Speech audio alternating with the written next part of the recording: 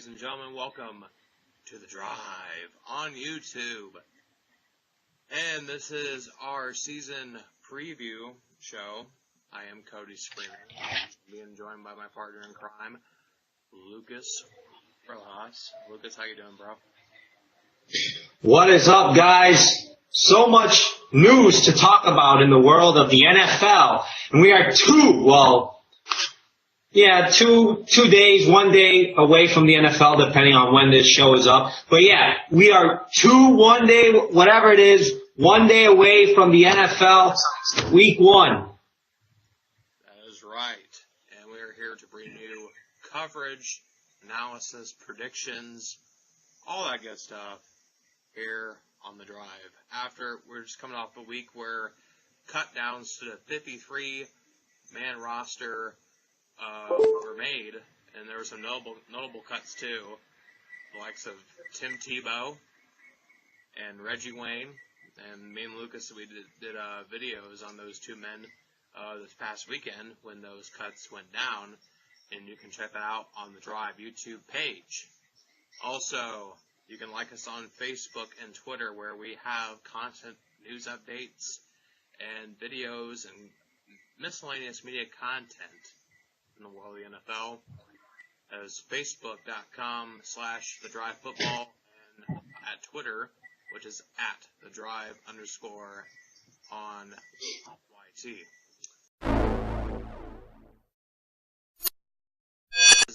First and 10. On First and 10, we're going to talk about the latest news subjects. We're going to talk about James Jones, wide receiver who was cut by Lucas's New York Football Giants, is returning to the Green Bay Packers on a one-year deal. I think this is a good move for Green Bay. James Jones, he was a long-time receiver for the Packers, and he's returning. And I think this bolsters the offense. I think it's definitely needed for a team that lost Jordy Nelson. And now they don't have to go out and spend the money on Reggie Wayne or try to acquire Reggie Wayne. Now they have someone who knows the offense, who has chemistry with Aaron Rodgers, and I think it's a good move on Green Bay's part. Lucas, what do you think? It's a great move indeed, it is, because, with the loss of Jordy Nelson, now they have this guy to rebound for them and become a weapon and a threat for the Green Bay Packers offense. I think he could still do some valuable things for Green Bay, especially with Aaron Rodgers at the quarterback position. I know he's probably not an elite wide receiver anymore, but he can definitely help out. He's already played with Aaron Rodgers before, so he knows the system, and, he's going to get his handful of targets this year, and I think he's going to be a huge red zone threat. I don't think he'll get many passes while a drive is happening. That'll probably be fed to Randall Cobb. But in the end zone, I could definitely see James Jones being thrown some touchdown passes his way, because they probably want to use him in that role, as opposed to always being in the possession as it's happening and everything. So yeah, I think Aaron Rodgers and James Jones will be a great duo. I think he's the best replacement for Jordy Nelson, so that was a great call-up right there by Green Bay. And they probably acted immediately on this. They saw that, they probably needed a wide receiver in there to replace, Jordy Nelson, and this is the guy. He's not an elite wide receiver, but he's definitely a decent guy to replace Jordy Nelson, because you already have Randall Cobb, who is a top wide receiver for Green Bay as well. So, just with Aaron Rodgers, Eddie Lacy, Randall Cobb, and James Jones, I think that'll be enough to run the Green Bay offense this year. So yeah, definitely a good move on their part. And they also didn't overpay him, because they only signed him to a one-year contract. So everybody's winning here. And like I said, before James Jones re-signed with the Packers, he was with Lucas's New York Football Giants.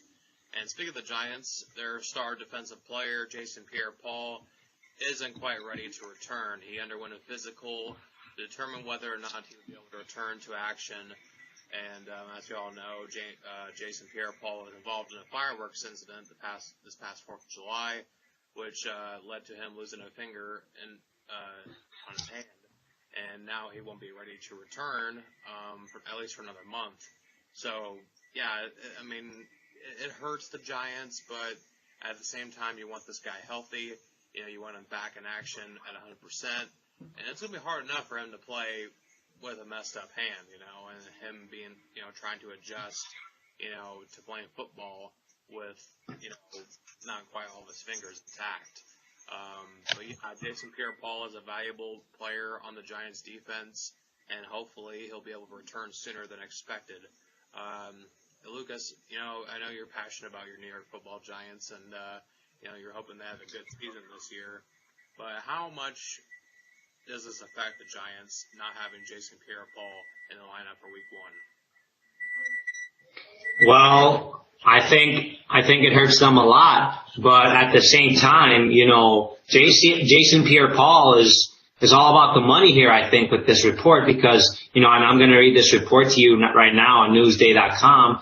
It's basically saying that Jason Pierre-Paul, a day after the Giants were first allowed to examine his injured hand, the defensive end was heading home to Florida without having signed a contract to play for the team this season. He remains on the reserve franchise list and will almost certainly not be collecting the $14.8 million tendered to him. The Giants have now rescinded the tag. Doing so would make him a free agent. But it's clear they are unwilling to pay full price for what they now believe will be part-time production.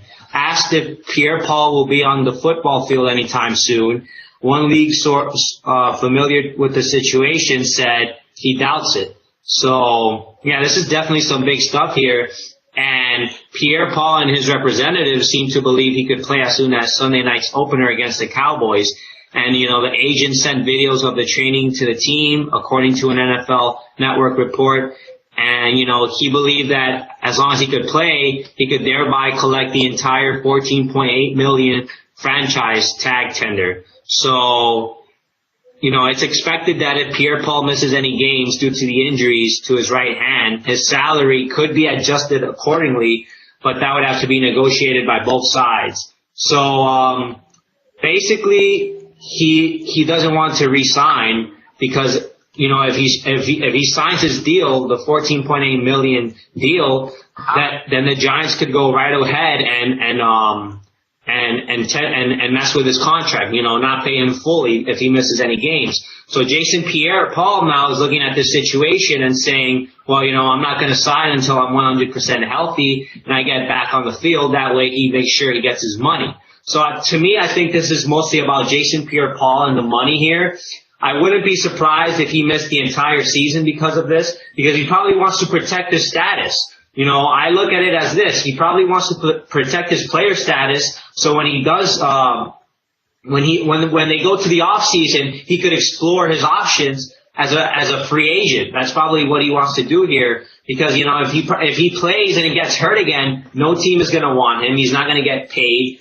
And then on top of that, no team will put out a big contract offer for him. So basically what Jason Pierre-Paul is probably doing here is waiting until he's healthy. That way when he gets back on the field, he could play at his 100%, so the other teams can see how well he's playing. And then in the off season, he'll explore his options and probably go for the more money. But the Giants, they're not backing down from this offer. They said that they're going to remain with this offer for him on the table, and it's up to JPP at the end of the day if he wants to take it or leave it, So I think this fight right here is about money more than it is the injury. The Giants were smart to basically say, hold on a minute, you're not cleared yet, you're not 100%.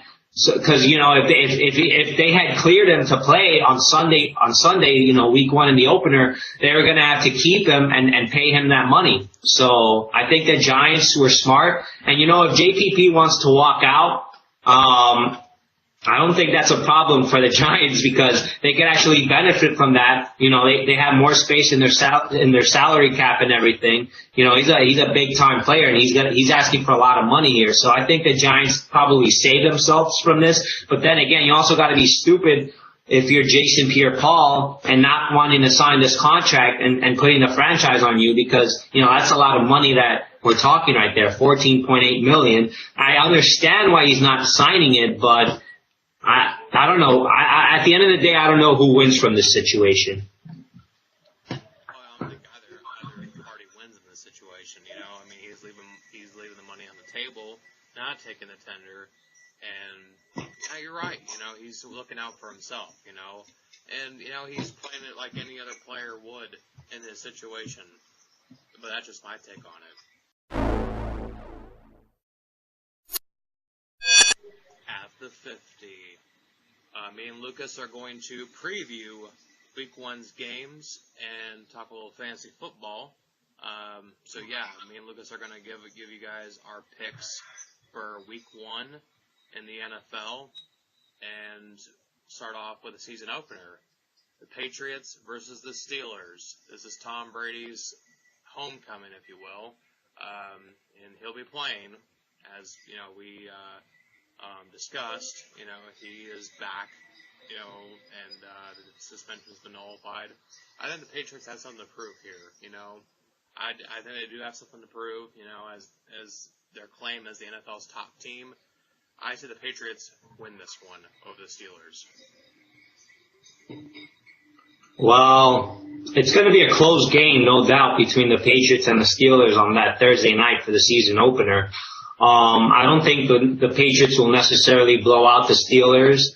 And every time the Steelers play against the Patriots, it's always a close game, no matter if they play in Pittsburgh or if they play in Foxborough. The two teams, when they match up against each other, it's always like a huge scoring fest. So I expect and I anticipate Big Ben to show up and deliver.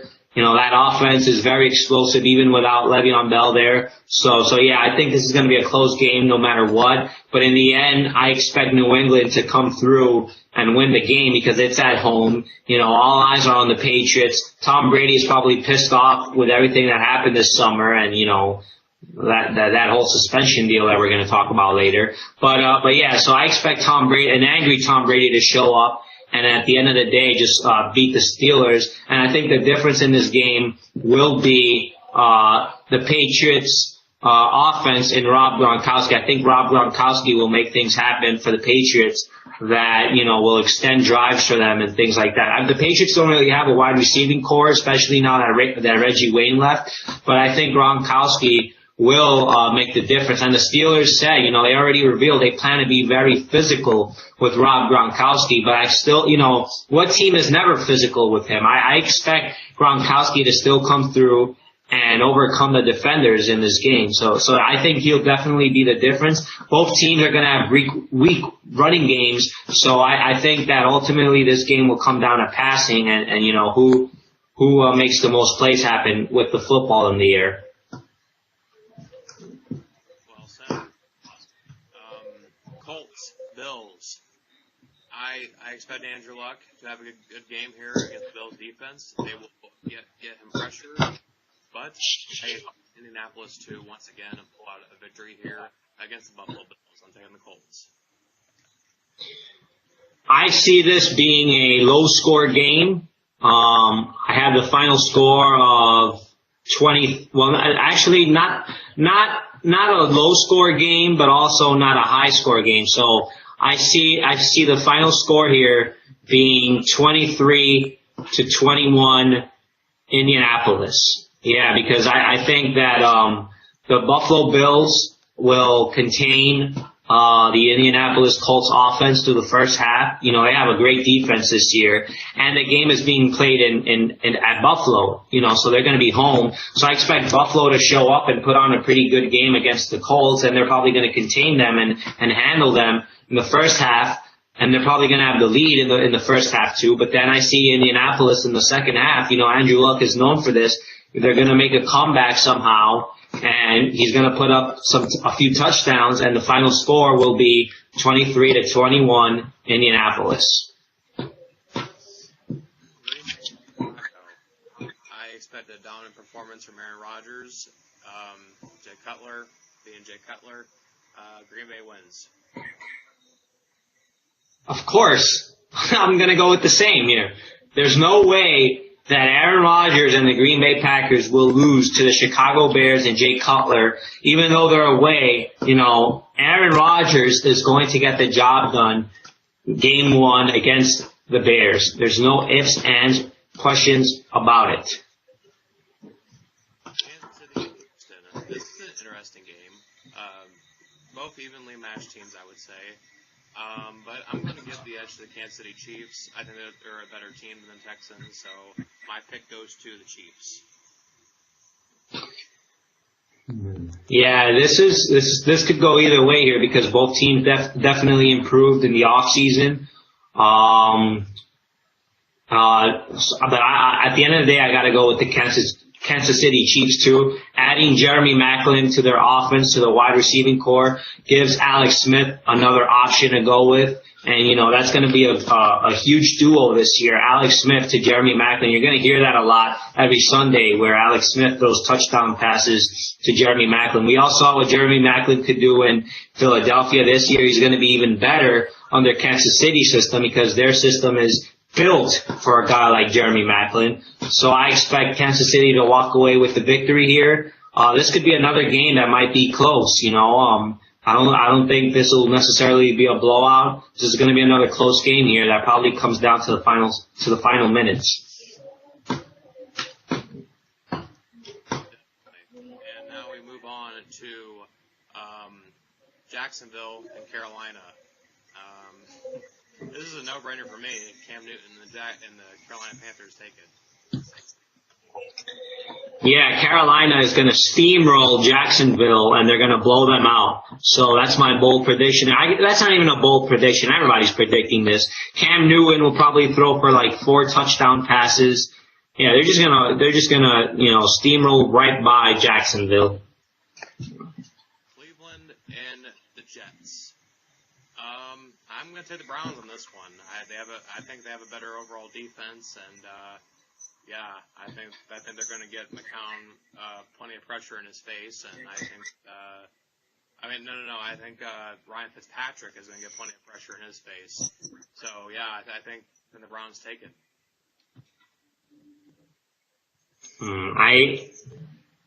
It's definitely going to be a defensive battle because both teams have great defenses. So I'm not going to dispute that when you say that, you know, it's going to be a defensive game. For sure it is. But I still think that the Jets will win because their offense has improved this year. You know, Ryan Fitzpatrick is a better quarterback than Geno Smith just with the fact that he has more maturity and more experience under his belt.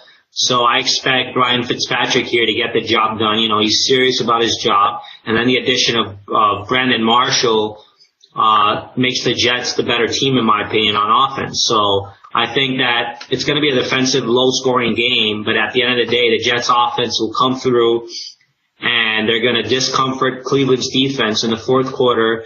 And I think that Ryan Fitzpatrick will get momentum going in that second half. And yeah, he's going to make things happen, and I think the Jets will win at home. And we go to our next matchup here, which is between Seahawks and the Rams. And I like the Rams, I do. They're an up-and-coming team, but they're no Seattle Seahawks. Seahawks take this one. You don't gotta ask me that, man. Seattle Seahawks are going to destroy the St. Louis Rams, and yeah, that's pretty much what they're going to do. They're going to annihilate the St. Louis Rams. Miami Dolphins versus a Kirk Cousins-led Washington Redskins. Dolphins take it. I don't think it's going to be, you know, a tight game, but, you know, there'll be some scoring on both sides of the ball for sure. But I got to give the edge to Miami. I'm going to go with Miami as well. I think the Dolphins have a better plan going forward for their team as opposed to Washington, which is still a lot of question marks filled in for the Redskins right now. So I don't think they have an official plan set up yet for Kirk Cousins and his offensive system. You know, I don't think there is a consistent plan for Kirk Cousins yet. And at the end of the day, you know, Miami has playmakers, whereas Washington doesn't. You know what, Deshaun Jackson, but I don't think Kirk Cousins and Deshaun Jackson click together just yet. So, and also on top of that, you know, we all know who Miami signed in the off season for their defense. So I think he's going to make a big difference in that game too. So yeah, I think the Miami Dolphins will walk out with the victory here. It might not be a blowout. This game could be evenly played out, but at the end of the day, the Dolphins are going to win. Yes, definitely expectations for Ndamukong Suh as anchoring that Miami defensive line. All right, the next matchup here, the Saints versus the Cardinals. If you would have asked me a year ago who would have won this game, I would have told you New Orleans. But this year, I got to go with the Arizona Cardinals. Carson Palmer's back healthy, and I just think the Cardinals have a better overall team. A lot of question marks with New Orleans right now. Drew Brees will have a good game here. But, yeah, I just think Arizona's a better team. I'm going to go with Arizona too, just for the simple fact that Arizona is great at home. I don't think it has anything to do with being the better team, though. I think that New Orleans is the better team, but on the road, and this was a trend for them last season. On the road, the Saints just could not win any games, and I think that was the case for them the season before too. They were dominant at home the season before, but on the road, they lost a lot of games. And last year, they completely sucked on both ends, at playing at home and playing on the road. But this season, for the opener, I think Drew Brees will play a great game, but they just can't win away, especially in Arizona. I don't think the Cardinals are going to be that easy at home for the Saints to beat. So I got the Cardinals winning here. All right, Detroit and San Diego. Phillip Rivers versus Matthew Stafford. Should be a really good game between both teams here. But I got to give the edge to the San Diego Chargers. I just think there's something to prove this year. Phillip Rivers and the Chargers. And I think they're going to come out victorious in this game. Yeah, I agree. I think the San Diego Chargers will win at home. Phillip Rivers game opener, he's probably going to be very excited. Matthew Stafford and the Lions, on the road. On the road, I don't think that they could possibly be the best team. The Lions usually start off shaky sometimes. So I don't know. I think San Diego is the obvious pick here, so I'm going to go with San Diego. All right, next game here, my Baltimore Ravens against Peyton Manning and the Denver Broncos. I got to go with my team. I got to go with my Ravens. We got something to prove this year. Joe Flacco, Steve Smith Sr. and co., young defense. We got to make a statement, and no bigger statement here than defeating Peyton Manning and the Denver Broncos at Denver. No, man, I'm completely going with the opposite here. The Denver Broncos and Peyton Manning are going to get the job done game 1 of the season against the Baltimore Ravens. Come on, dude. They're playing at home. Broncos always play exceptionally well at home. It's Peyton Manning's home. They are not going to lose to the Ravens at home. That's definitely not going to happen. And, Peyton Manning is a regular season killer. I just don't see him losing in the first game, man. I think he's and he's got something to prove. So he's probably got a chip on his shoulder, and he's going to do everything in his power to make sure that, the Ravens do not come out victorious here. So I got the Broncos winning this game. Now, don't get me wrong. I'm not saying they're going to blow them out, but I don't think the Ravens will get the job done at the end of the day. I think the Broncos will win this game. Well, quarterbacks have something to prove, and we'll see how it all shakes out on Sunday. All right, the Bengals and the Raiders. Yeah, the Bengals and the Raiders. There should be a cakewalk for Cincinnati. The Raiders might make a few plays here and there, but there should be a cakewalk for the Bengals. You know what? To make things interesting, I think the Raiders will win this game. Whoa! Yeah. Upset. I think if this game was being played in Cincinnati, the Bengals will win. But because it's going to be played in Oakland, Raiders season opener, I think I got the Ravens here. I think they're going to pull up an upset on Cincinnati. And, the Bengals have been falling apart over the few years. So I expect Cincinnati to get off to a slow start here. And I think that the Raiders will take advantage of that. And they're going to capitalize on those flaws that Cincinnati has this year. And they're just going to beat the Bengals. So that's my upset pick of the week. I'll laugh if you're right. I'll just say that right now. Next game, Titans and the Buccaneers. Marcus Mariota versus Jameis Winston, the battle of quarterbacks from this year's draft. Experts in the same. I'm going with Tampa Bay on this one. I just think Tampa Bay is the better overall team. And while I think both quarterbacks will put on decent performances, I'm going with Jameis Winston and the Tampa Bay Buccaneers. Yeah, I'm going to go with the Buccaneers too. I actually think the Buccaneers are a sleep team this year. I think it's a team that people are sleeping on. You got to watch out for Tampa Bay this year. They definitely got much better throughout the offseason. They're going to do some extraordinary things this season, I think. So the Buccaneers, you got to watch out for them. And, yeah, they're definitely going to play well, and they're going to beat the Titans.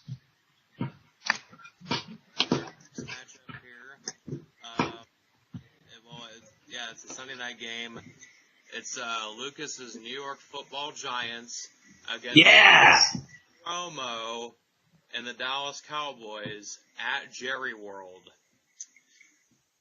Oh God. I always dread this game. I really do. But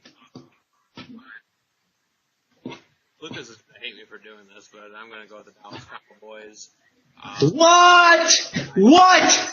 I don't know. I just don't think the Giants are going to be able to pull it off. I just don't see it happening.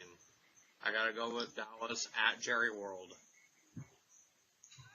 Well, I'm sorry, man. The Giants, I got the Giants winning this game, and it's not because I'm a Giants fan, obviously. It's more to it than just that. I think the Giants, they're going to pull an upset. Everybody's saying, there's no Victor Cruz, there's no Jason Pierre-Paul, but at the end of the day, the Giants still have a talented team without these two guys. You still have Odell Beckham Jr., you still have Rashad Jennings, you have Shane Vereen, you have Larry Donnell.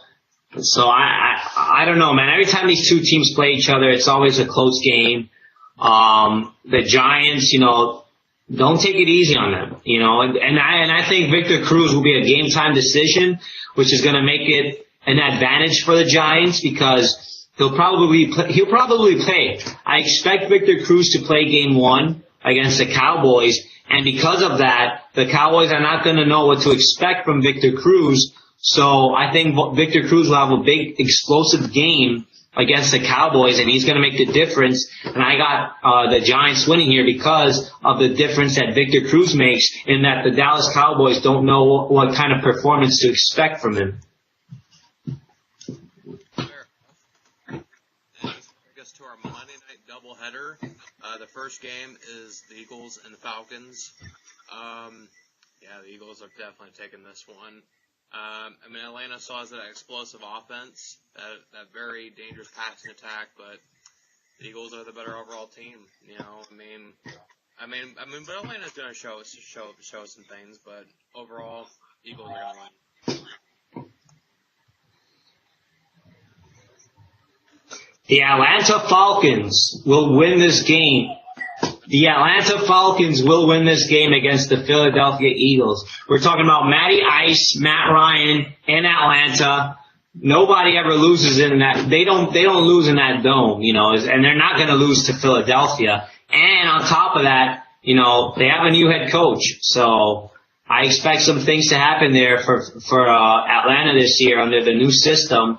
And their defense improved. I think their defense kind of improved over the offseason. So I think the Falcons here are going to beat the Eagles, and it's going to be a close game. Actually, this might be a really fun game because both offenses have great strategies and game plans going forward. And Chip Kelly's offense and Atlanta's offense, they're two of the most exciting offenses right now in the NFC. You got Atlanta with Roddy White and Julio Jones. And then you got the Philadelphia Eagles, who even though they lost Jeremy Maclin and Deshaun Jackson and guys like that and LaShawn McCoy, it's going to be fun to see what to expect from Sam Bradford, because when Sam Bradford is healthy, he's good. And then Jordan Matthews, the rookie wide receiver from last year, the rookie wide receiver, he's the new legitimate wide receiver that they have. So ultimately, it's going to be a fun offensive game. I think it's going to be a high-scoring game too, but I just see Atlanta coming out on top at the end of the day. And then we'll take us to the other Monday night game, which is Adrian Peterson and the Minnesota Vikings going up against Colin Kaepernick and the San Francisco 49ers. I'm expecting Adrian Peterson to have a huge game. This is his first game back from, basically being suspended the entire season last year. I expect him to put up huge numbers. I'm going with him and the Vikings to take the win here. Yeah, I agree with you. I think the Vikings are going to show up and disappoint the San Francisco 49ers on the road. Adrian Peterson is going to have a huge game. Bridgewater is going to have a huge game. Watch out for the Vikings this year. They're legit this year. So, I'm going with the Minnesota Vikings here. I think they're the obvious choice to win this game. Now that's not to say that the 49ers will play bad, but I just think the Vikings are going to play that much better, that much more physical, and that much more aggressive, and AP is going to play like he has something to prove. And there you have it for our Week 1 predictions, and when we review the games next week, my prediction score will be higher than Lucas's because I will be right on most of my games. No, he won't. I guarantee you that. I'm going to be sitting here next week talking about how Peyton Manning upset the Baltimore Ravens and how my Giants upset the Dallas Cowboys in Jerry World. We'll have to see what Sunday. But we'll talk about fantasy football. Me and Lucas are active fantasy football players, and I'm going to give you guys my top 3 players to start for Week 1. Number 1, I'm going to give you a quarterback, a running back, and a wide receiver or tight end. My quarterback to start is Tom Brady of the Patriots. Tom Brady, I think, is going to light it up against the Pittsburgh Steelers defense, and he's just going to have a field day with, tearing that defense apart.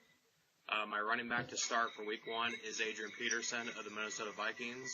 I think he's just going to run right through San Francisco's defense. And I'm going to give you guys a tight end to start, and that's Martellus Bennett of the Chicago Bears. He is arguably Jay Cutler's top target in Chicago, and he's going to see more targets than any tight end in the league this year, bar none. All right, well, I have my top 3 picks for fantasy football this opener, this Week 1. You definitely, at the starting quarterback position, you definitely want to start Aaron Rodgers for the Green Bay Packers because he is just going to dominate and he is going to steamroll and expose the weak Chicago Bears defense that it is for what it is. So start Aaron Rodgers, ladies and gentlemen, because he is going to put you some tremendous points on the board this week for your starting quarterback position. And not to mention, he is the best quarterback as we speak, coming off of last season, so that performance is going to continue into this season. At the running back position, yes, I agree with you, Cody. You definitely want to start Adrian Peterson. He is the top running back to start in my league as well. So, I'm definitely going to start Adrian Peterson against that 49ers defense. Instead of tight end, I'm going to go with a wide receiver here as my final pick to start. You definitely want to start Andre Johnson of the Indianapolis Colts. And I know people are questioning themselves and you're questioning me and saying, wait, what? But think about this. Andre Johnson is coming off a season where he did not put up that many good numbers, because, Houston had a bad offense last year.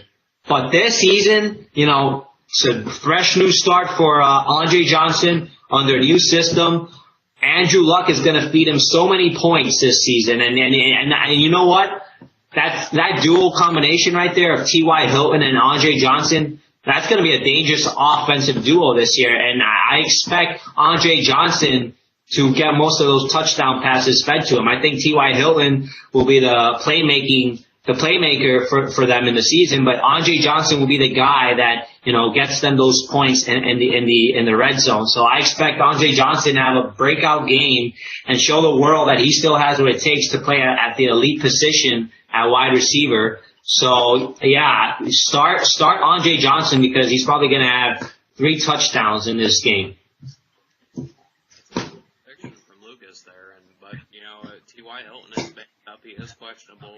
So for any reason, if he does not play, then yeah, Andre Johnson will see a high volume of targets during that game against Buffalo. In the red zone. Red zone is where we talk about controversial topics, debate topics, and stuff of that nature. And this week's topic is about Spygate. Spygate was an infamous incident involving the New England Patriots, where they were filming defensive coaches and using their signals against them during games. And there's been new details that came out about Spygate today.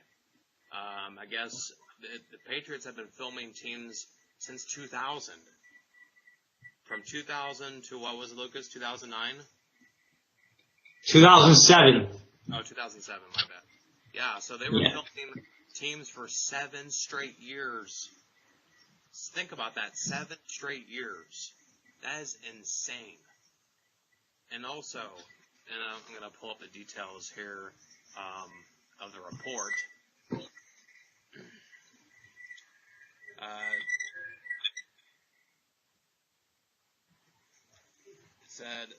It says Spygate linked to Deflategate. Goodell ordered the NFL executives to destroy videotapes and shred notes. From 2000 to 2007, the Patriots recorded at least 40 games. Mike Mart said that a nervous Goodell told him to lie in 2008 in public about Spygate, and said that he was satisfied with how Goodell handled the punishment on the Patriots while the owners were all upset about it. It's a possibility that the reasoning for Goodell coming down hard on Brady for the Patriots was used as a makeup call over Spygate. So yeah, definitely some interesting news coming out about Spygate. Lucas, what do you make of all this? I gotta say, hearing this report today about how Spygate could be linked to Deflategate, I could see the comparison. I could definitely see the connection because, the talk of Spygate has always been mentioned throughout this investigation of Deflategate. People have been saying, the Patriots deserve this punishment anyway with Brady because, ever since Spygate, the Patriots have been known for cheating. And rightfully so. We find out from this report today that they cheated for not just the 2007 season when they were caught in that game against the Jets, but they were doing this before the 2007 season for 40 games, from 2000 to 2007. And Roger Goodell did nothing about it. Well, he did take some action. And another thing that's weird and fishy and shady about this is the fact that in Spygate, it only took, 3 or 4 days for Roger Goodell to ultimately make a decision based on Spygate. And I think, he took away a draft pick, a first-round draft pick from the Patriots, and I think he fined the Patriots too, but he didn't do anything else after that. And they only interviewed 3 witnesses for Spygate in that whole investigation. Whereas this year for Deflategate, it has been completely different because they have interviewed 66 witnesses, and the whole process took I think they said 226 days or something like that. So yeah, it took a matter of months for them to decide something here with Deflategate, whereas with Spygate, it only took them 3 or 4 days. And Roger Goodell, he did not question how many times were the games being filmed or were the practices being, he didn't question any of that. He didn't want to know anything about it because he knew that if, this stuff was out there and it was leaked and revealed to the public, that it was going to ruin and damage the reputation and the integrity of the NFL. So he told those guys, break everything, destroy all the footage and all of that. You know, we need to end this case and make everybody forget about it. But no one forgot about it because it's always been a red hot topic ever since then. And, you know, another reason why this possibly did not lead to more punishment for the Patriots was because everybody knows the connection and the relationship that Roger Goodell has with Robert Kraft, one of the owners of the NFL and the owner of the New England Patriots. So a lot of people think that that has to do with it too.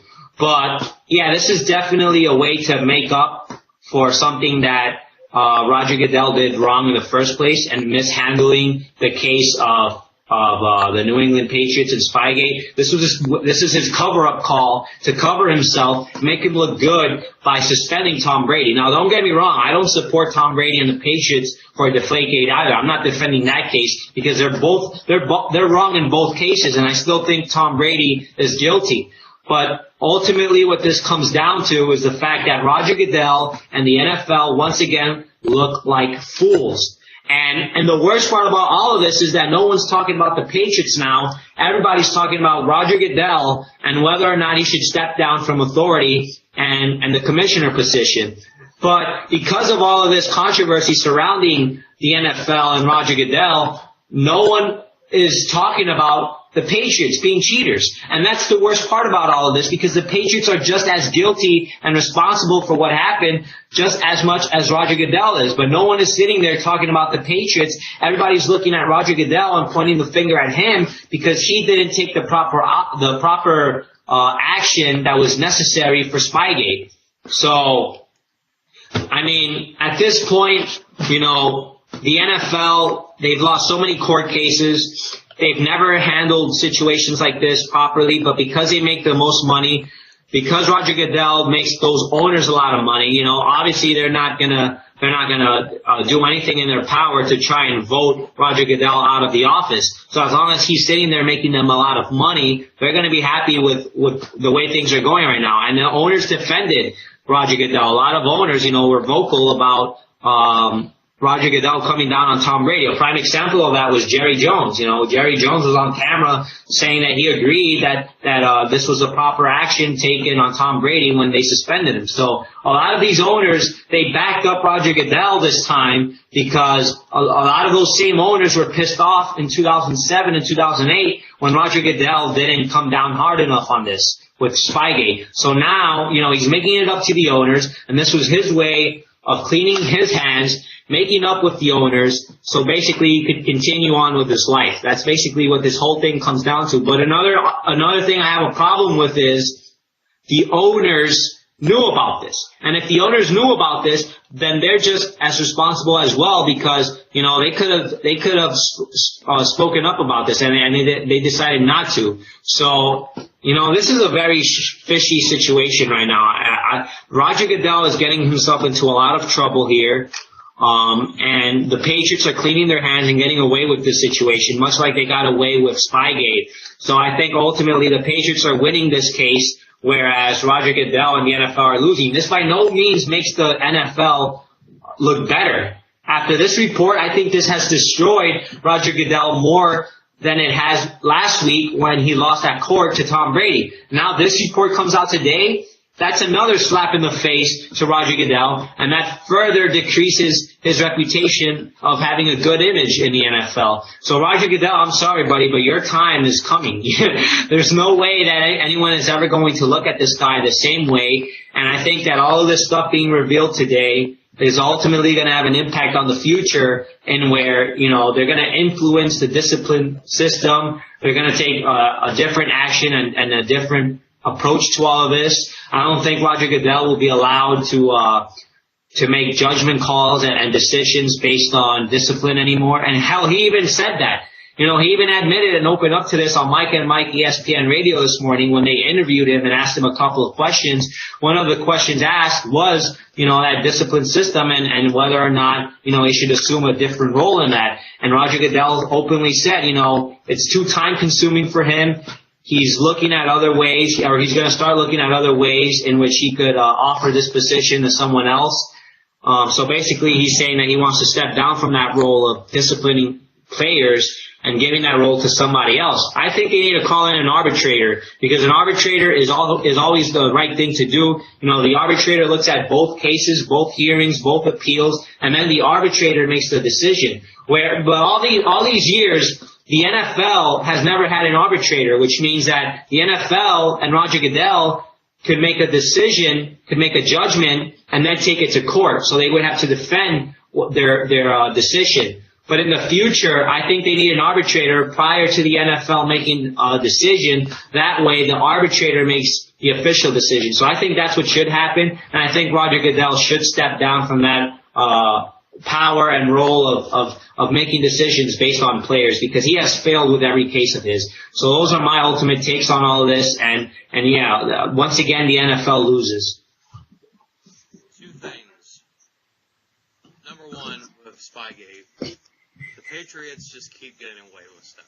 They get away with Deflategate. Tom Brady gets away scot-free of any punishment, and pretty much they got away with Deflategate. They accomplished what they set out to accomplish, and they won games using, what they were doing. Videotaping defensive coaches and using their signals against them, and basically, trying to get the one up on their opponents, and it proved to have worked. But the ultimate punishment would have been to resend their Super Bowl wins. But obviously the NFL wasn't going to do that. We can't tarnish the great reputation of one of our best franchises in the New England Patriots. Oh no, we can't do that. So yeah, it doesn't matter what the Patriots do, they're always going to get away with it. You can. But I don't. You can suspend Bill Belichick. You can take away draft picks. You can fine him $10 million. I'll fine him all you want, but the Patriots are still going to get away with it. They always will. And secondly, Roger Goodell is the most incompetent, stupid commissioner that the NFL has ever had. He should not have any say-so anymore in player discipline. He greatly mishandled Deflategate. He greatly mishandled the Ray Rice situation, the Adrian Peterson situation, and the Greg Hardy situation, and basically every situation that's come this man's way. Hell, Adrian Peterson has his reputation for being a child abuser, when in fact he's not that at all. He just took his kid's punishment way too far, and he recognizes that, and he's made up for it, But no, Roger Goodell is an idiot. I'm going to say that right now. He's stupid, incompetent, and he should not be involved in any politics ever again.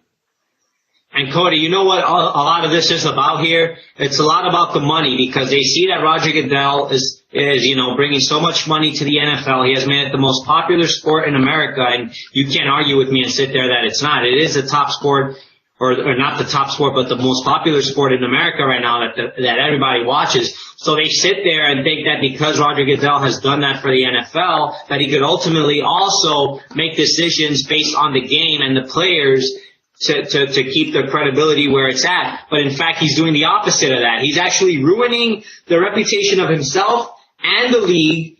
And as good as the league is on the field, it is not the same. It is not that pretty off the field, because they should have never allowed Roger Goodell to be in that position of him making lawful or morality decisions. He's not in that position to do something like that. They need an arbitrator.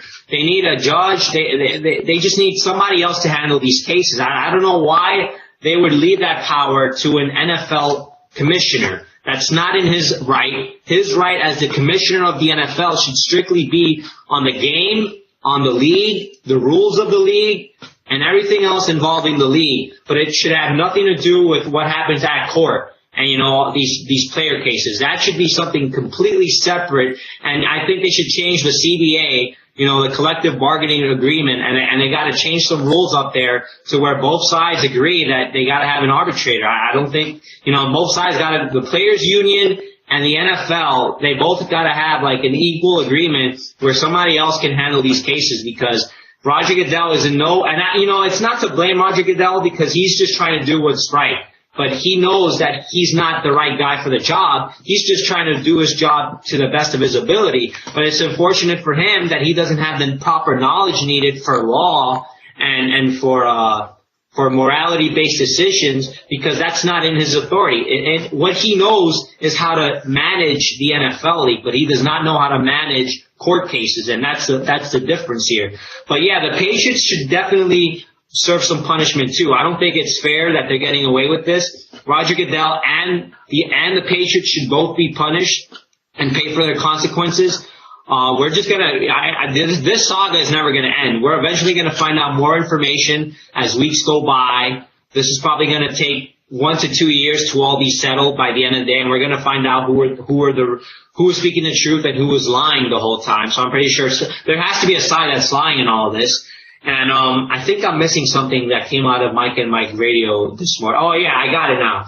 So they also asked him about if he was the guy, or if the NFL took action in, what was it, suspending or firing the two equipment guys from the Patriots organization, to which Roger Goodell declined that it wasn't him and it wasn't the NFL, that the Patriots chose to get rid of those equipment guys on their own. So I found that piece of interview right there to also be interesting, because now we're finding out that it wasn't the NFL that punished them, that it was the Patriots that punished them. Think about it. The Patriots punishing them, that's another sign of them actually admitting to do it and being part of Deflategate.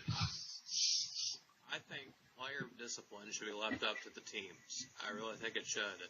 Unless it's a league-wide issue like Bountygate, for example, that was a league-wide issue. You know, what the Saints did, what Greg Williams did, and Sean Payton did, that was wrong. What they did was wrong. That should have never took place. And also, and Deflategate and Spygate were two league-wide issues as well. You know, but if it's something like Ray Rice did, then the Ravens should have that choice in what they do with Ray Rice. You know. I think player discipline should be left up to the teams, not the commissioner, you know. But, however, if a team doesn't take action on a player, then the NFL has to get involved, and they have to hammer down the punishment.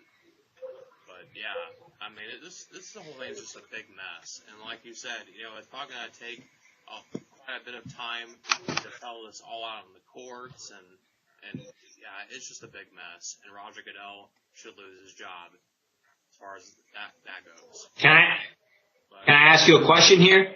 Yeah. All right. So, do you think that this will ultimately all conclude and lead to Roger Goodell stepping down as commissioner or possibly losing his job? Basically, do you think this is the beginning of the end for Roger Goodell with what we found out today? I think the beginning of the end for Roger Goodell was the Ray Rice situation. I think that was the beginning of the end for Roger Goodell, because people were even talking about him stepping down as the NFL commissioner then, you know. So yeah, I think that, but this whole situation with the Patriots, I think it's the catalyst that is going to drive it to that point. Fair enough. But yeah, the Patriots, they gotta do something about the Patriots, man, because this is two cases now involving the Patriots, and nothing has changed. Nothing has changed within that organization. There has been no severe, real punishment done to that team over the years, and it looks like for the future, for the foreseeable future, nothing is going to happen to them either. Once again, they're getting away with it. Now, I know the other suspension was a fine, or not the suspension, the other punishment part of the Brady suspension was the fine and losing a couple of draft picks next year, right? But that's still not hard enough punishment. We need to see real hard punishment come down on the Patriots. It's just not right that two cases now involving them cheating, and they're sitting here about to celebrate a game opener Thursday night playing against the Steelers with their starting quarterback and getting away with something at court. That is not right, in my opinion. So the Patriots, once this whole thing is settled, whether it takes 1 or 2 years, after it's all said and done, I want to see hard punishment on them.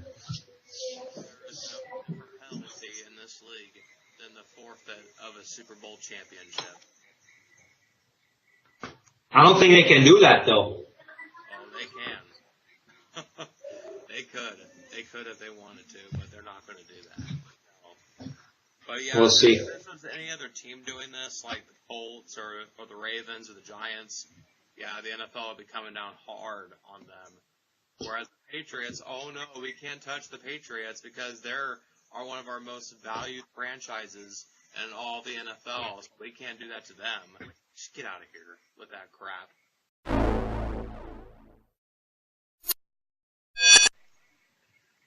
And we're at touchdown. And me and Lucas are going to give our early Super Bowl prediction. Super Bowl 50. And we'll see if our AFC and NFC teams are correct at the end of the year. For the AFC, it's going to be a little tall, but at this point, I think Tom Brady and the New England Patriots, unfortunately, will get back to the Super Bowl. However, I don't think they'll be victorious, though, because the NFC team will be an Aaron Rodgers-led Green Bay Packers. And I think the winner in that one will be the Green Bay Packers.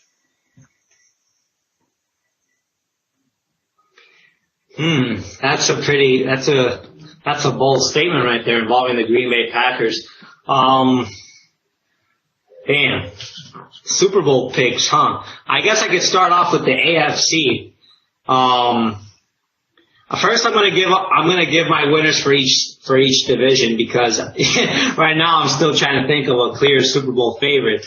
But for the AFC East, of course, the New England Patriots are gonna win the division once again, probably be the first seed overall. So I've got the New England Patriots here. Walking away with the division in the AFC East, and they're going to have a record of 13-3. And the reason why I say 13-3 is because those 3 losses that they're going to suffer are to 3 teams. My New York Giants, they're going to lose one to the Buffalo Bills, and they're going to lose to Denver when they play the Broncos at Denver. So those are going to be the 3 losses that I got the Patriots suffering this season in hands of the Giants, the Bills, and the Broncos. Yeah, because I look at that Bills team, they definitely got to lose to them once. You know, the Bills are set on offense and defense this year, and they're going to be dominant, the Bills. So I could possibly see the Patriots losing to the Bills on the road when they play in Buffalo. So yeah, but the Patriots are going to finish with a record of 13-3. In the AFC North, I've got your Baltimore Ravens coming out successfully, winning the division there, first place. So, you know, Baltimore Ravens, I think, last season they made the playoffs, but I think this season they're going to figure it out and play much better. In the AFC South, obviously I got the Indianapolis Colts, but they're going to be much more dominant this season. I think the Colts, instead of finishing with like an 11-5 record or a 12-4 record, I think this season they might finish with a better record of, again, 13-3 like the Patriots. So I think the Colts will have a better season than their prior 3 seasons where they've made the playoffs so far, and the Colts are going to be more dominant this season, and they're going to walk out victorious with the AFC South crown. In the AFC West, it's going to be a tough battle, tough competition because right now I think the 2 top contenders there are the Broncos and the Kansas City Chiefs. I think the Chiefs have a bigger chance than they did last year to walk away with the division, but I'm still going to go with the Denver Broncos because, you know, it's Peyton Manning and he always shows up in the regular season. As far as my wild card picks in the AFC go, I've got both teams coming from the East to make the playoffs this year. Yeah, that's right. I got the Buffalo Bills as the number 1 wild card pick, they're going to be the first wild card team in the playoffs, and then the second team, I'm going to say it, Cody. Don't make me say it. I'm going to say it, bro. No, I'm just kidding. I'm just fooling you guys. I got one team coming out of the AFC East. I got one team coming out of the AFC East as the wild card, and that's going to be the Buffalo Bills. The second wild card team coming out of the AFC will be from the West. The Kansas City Chiefs will make it back to the playoffs, and they will be the second wild card team. So yeah, those are my top 2 wild card teams right there for the AFC, the Buffalo Bills and the Kansas City Chiefs. Then, as far as the overall AFC goes, who do I have as my AFC champions? Damn. I'm going to have to say this, but the New England freaking Patriots are going back to the AFC Championship game, and I think they're going to win. I think they're going to win once again. So I look at the Broncos. At this point, I don't see it happening. I don't think that the Broncos will make the Super Bowl again, let alone win an AFC title game. So I think that at the end of the season, you're going to see the Patriots play the Colts once again in the AFC Championship game. I think those are the top two teams this season to once again face each other in the playoffs. But it's going to be a different outcome because I think that the Colts will show up in a different way this year, and they're going to be much more dominant playing the Patriots. And who knows? Am I allowed to adjust and change my opinion throughout the season? Because probably by the end of the season, I'll probably have a different pick for the AFC Championship game. So is that fair enough if I could change my opinion later on in the season, or do I got to stick with it? I mean, we probably will, but I mean, this is Super Bowl predictions and stuff. So I mean, when we get to the Super Bowl, we'll revisit this video and say, well, I predicted that it was going to be the Patriots and the Packers, but it could be a different Super Bowl than what I predicted. Right. It could be Seattle and Denver, or it could be Baltimore and Giants. I mean, I'm not saying it's going to happen, but it could. You just never know. But yes, so we agree on the Patriots as the AFC representation of the Super Bowl. Who do you got in the NFC? So yeah, the top two contenders in the AFC, I got the Patriots and the Colts. As far as in the NFC here, I got in the NFC East, my Giants are going to win the division. No ifs, ands, or buts about it. The New York Giants will win the NFC East. Victor Cruz will be back, and he will be healthy, and he will be ready to go. And him and Odell Beckham Jr. will be strong for the Giants, and they're going to be great this season. I got it. So, in the NFC, in the NFC North, the Green Bay Packers, baby, they're going to rule the NFC North once again like they always do every year. Aaron Rodgers is going to steamroll through that division. Then in the NFC South, this is where it gets tricky here, but I'm going to go with the New Orleans Saints to win the NFC South this season, and they're going to make a bounce back, and they're going to recover from their terrible season last season. So the Saints will be back in the playoffs, and they will win the NFC South. As far as the NFC West is concerned, Seattle Seahawks. I mean, why am I even saying that? The Seattle Seahawks are obviously going back to the playoffs and winning the NFC West. They upgraded their team, much better team. They picked up Fred Jackson to be a running back for their team just in case Marshawn Lynch gets hurt or something. So that duo there of Marshawn Lynch and Fred Jackson will be amazing this season for the Seattle Seahawks. Then you have Jimmy Graham as well in that offense. Oh, you're not going to be able to stop that offense. The only questionable thing about the offense is can they protect Russell Wilson in the pocket? That's the only questionable thing. But the weapons are definitely there. The defense is still there. So the Seahawks will win the division. Now, for the NFC champions, I've got, and you know I'm going to say this again, but I've got the Green Bay Packers winning the NFC championship game and going to the Super Bowl. I think Aaron Rodgers will make a comeback and win the NFC championship game. As far as an opponent goes, I'm not sure yet, but I will say this. It could very well be Seattle again, and we could very well see a rematch between the Seattle Seahawks and the Green Bay Packers. And then as far as my two wild card picks are concerned, I've got the Minnesota Vikings as the first wild card team to make the playoffs in the NFC North. I think Adrian Peterson, Bridgewater, and Mike Wallace will be an amazing duo this season for the Vikings offense, and their defense. Their defense has made some improvements as well, so watch out for the Vikings because I mentioned this earlier, but they're going to be dangerous. And then the second wild card team that I've got here is going to be the Philadelphia Eagles. I think the Philadelphia Eagles will be the second wild card team. agree on a Super Bowl game, Patriots versus Packers, and since Lucas gave his picks as far as who's going to win every division, I'm fine. The AFC North, definitely got to go with my Baltimore Ravens. It's going to be a tough division like it's always been, but the Ravens will be the champion at the end of it. AFC East, once again, New England Patriots. The AFC West, Denver Broncos. And the AFC South, the Indianapolis Colts will take it. My two wild card picks to get in the playoffs for the AFC side will be the Buffalo Bills. I think this is the year they finally get in the playoffs. And my second wild card team will be the San Diego Chargers. Now we go to the NFC side.